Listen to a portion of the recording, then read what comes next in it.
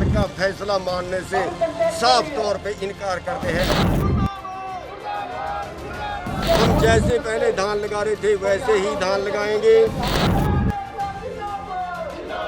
तो सारे 19 के 19 हलकों में रोड ब्लॉक कर दिए, या तो धान बिकेगा या हमारी शहीदियाँ रहेंगी। नहर को बंद नहीं होने देंगे किसी भी कीमत पर, चाहे हमें जो मर्जी संघर्ष करना पड़े। सरकार की ओर से धान नहीं लगाने को लेकर जारी किए गए आदेश को लेकर शाहाबाद में भारतीय किसान यूनियन ने बैठक कर इसे अंधा फैसला करार दिया। यूनियन के अध्यक्ष गुरनाम सिंह चढ़ूनी ने कहा कि किसान सरकार के इस फैसले को नहीं मानेंगे और पहले जैसे ही धान की बुआई करेंगे। चढ़ूनी ने कहा कि सरकार के इस फैसले के खिलाफ सभी 19 हलके के विधायकों को ज्ञापन दिया जाएगा। उन्होंने कहा कि यदि सरकार ने धान की खरीद करने से इनकार किया तो सभी हलकों की सड़कों को जाम कर दिया जाएगा। देखिए, ये एक अंधी योजना है जो बिना सर्वे के, बिना जांच कराए जो ऐलान कर दिया है, ये तुगलकी फरमान है। हमारे 4 तरह की ज़मीनें हैं जिनमें धान के अलावा कुछ नहीं हो सकता। एक जो बाढ़ग्रस्त इलाका है, दूसरा जो खेत का पानी बाहर नहीं निकलता, और तीसरा जो कल्लर ज़मीनें हैं, और चौथा जो डाकर ज़मीनें जिसको चिकनी मिट्टी बोलते हैं। इन चारों तरह की ज़मीनों में ना तो इनमें मक्का हो सकता है, ना इनमें बाजरा या कुछ और ऐसी फसल इनमें हो सकती है। इनमें केवल धान ही हो सकता, और धान बंद कर दिया है। ये तुगलकी फरमान है।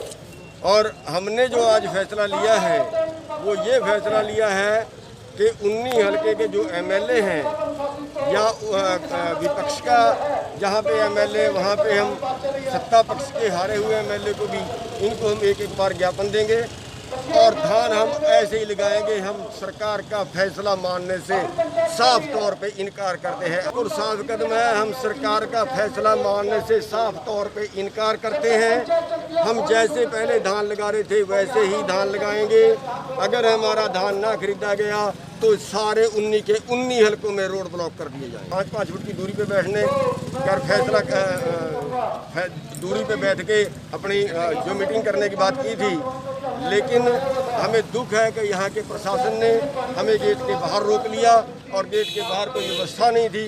इसलिए यहाँ पे हम सारा कहने के बावजूद कि दूर दूर बैठे हो सारा, उसके बावजूद भी फिर भी हम अच्छी व्यवस्था नहीं कर पाए। हमें दुख है इस बात का, क्योंकि मंडी हमारी अपनी है और मंडी में हमें जाने देना चाहिए था। हमारा मीटिंग का ही प्रोग्राम था। कुछ समय पहले देखा गया था जब ऐलान करते हैं कि हमारी शहीदियाँ यहीं पे होंगी, या तो धान बिकेगा या हमारी शहीदियाँ यहीं पे होंगी। स्थानीय विधायक आपके बीच में हमें आश्वासन दिया है दुष्यंत जी के पास जाने का, दुष्यंत जी के सामने अपनी बात रखने का, लेकिन हमने उनको ये कहा है कि ऐसे बात रखने से कुछ नहीं होगा। जो चिट्ठी भेजी उस चिट्ठी को वापस करवा दीजिए। जैसे पहले धान लग रही थी वैसे ही धान लगेगी। ये चिट्ठी यहाँ पे भिजवा दीजिए, तब हम मानने में तो उन्होंने हमारी बात मानी। इस दौरान दादूपुर नलवी संघर्ष समिति के पदाधिकारियों ने कहा कि सरकार की ओर से शाहाबाद खंड को डार्क जोन में रखा गया है, लेकिन वहीं सरकार दादूपुर नलवी नहर को बंद करने पर तुली हुई है। उन्होंने दावा किया है कि जब जब इस नहर में पानी छोड़ा गया है तब तक उस इलाके का वाटर लेवल ऊंचा हुआ है, लेकिन सरकार जनता को मूर्ख बना रही है। जो आज नौबत आई है, शाहाबाद ब्लॉक को डार्क जोन घोषित किया है। हम इसके लिए लगातार लड़ाई लड़ रहे हैं 2 साल से। हम दादूपुर नलवी नहर को चलाने को लेकर संघर्ष का बिगुल बुझाया हमने, जिसका हमने लगातार 1.5 साल तक जिला यमुनानगर के अनाज मंडी के सामने बैठ के, डीसी कार्यालय के सामने बैठ के 1.5 साल धरना भी चलाया लगातार। और हमारे धरने पर कई नेता विपक्ष के पक्ष के भी गए हैं, लेकिन सरकार इसको पता नहीं क्यों, क्या वजह है, इस नहर को बंद करने पे अड़ी है। जबकि एक चालू नहर थी ये, 2008 में इस नहर में पानी छोड़ा गया था। 2017 तक निरंतर पानी चला इसमें बरसाती सीजन में, और ये इतना लाभ देती थी कि हमारे जो ट्यूबवेल 10 फुट का पाइप हर साल डालना पड़ता था। तो सर, आप आज किसानों के साथ यहाँ पर एकत्रित हुए, क्या मांग है? ये भाई आज इकट्ठे हुए हैं कि इनको यहाँ जीरी लगाने से मना कर दिया है। मना इसलिए कर दिया कि डार्क जोन है, पानी बहुत नीचे चला गया। हम उसी पानी की लड़ाई लड़ रहे हैं 2017 से।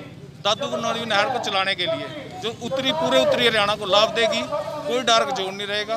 वो लगातार चलने से किसानों का जो वाटर लेवल है जमीन का उसको लिफ्ट करती है, लिफ्ट कर रही है।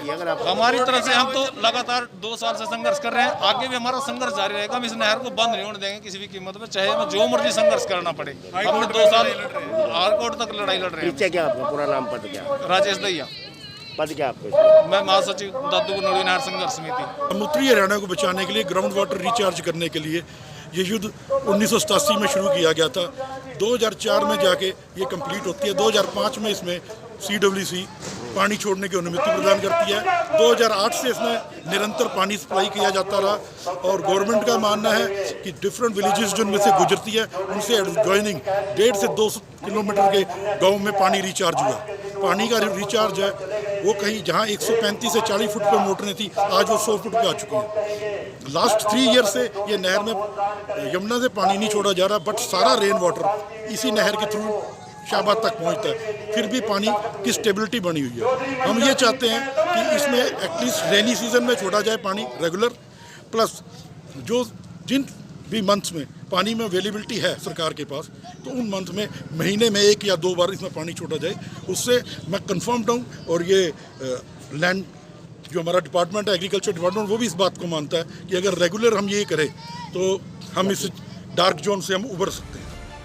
किसान यूनियन के इस रुख से ये बात साफ है कि धान की बुआई को लेकर किसान किसी भी सूरत में सरकार का आदेश मानने को तैयार नहीं है। ऐसे में देखने वाली बात होगी कि धान बुआई और फिर उसके बाद बिक्री के समय प्रदेश के किसान और सरकार के बीच क्या माहौल बनता है, क्योंकि फिलहाल सरकार भी अपने फैसले से पीछे हटती दिखाई नहीं दे रही। भारत 9 के लिए शाहबाद से दर्शन कैद की रिपोर्ट। सरकार का फैसला मानने से साफ तौर पे इनकार करते हैं। हम जैसे पहले धान लगा रहे थे वैसे ही धान लगाएंगे, तो सारे 19 के 19 हलकों में रोड ब्लॉक कर दिए। या तो धान बिकेगा या हमारी शहीदियाँ। नहर को बंद नहीं होने देंगे किसी भी कीमत पे, चाहे हमें जो मर्जी संघर्ष करना पड़े।